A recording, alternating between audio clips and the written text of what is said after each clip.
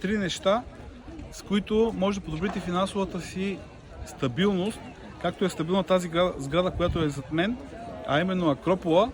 Първото нещо е да намалите разходите си, като под намалите разходите си имам предвид да намалите разходите, т.е. да се лишите от разходите, които са ви в допълнение на основните ви разходи, а не да се лишавате от основните си разходи.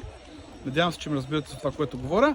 Второто нещо, което е да увеличите приходите си, което е по-важното. Защото колкото повече приходи имаме, толкова по-добре се справяме с разходите. Или не ми казай колко разходи имам, а ми кажи колко приходи да изкарам. И третото нещо, което е за увеличаване на финансовата стабилност, е да намерите различни източници на приходи, които да бъдат независими един от друг, като по този начин те няма да се повлияват, ако някой от приходите на източници спадне.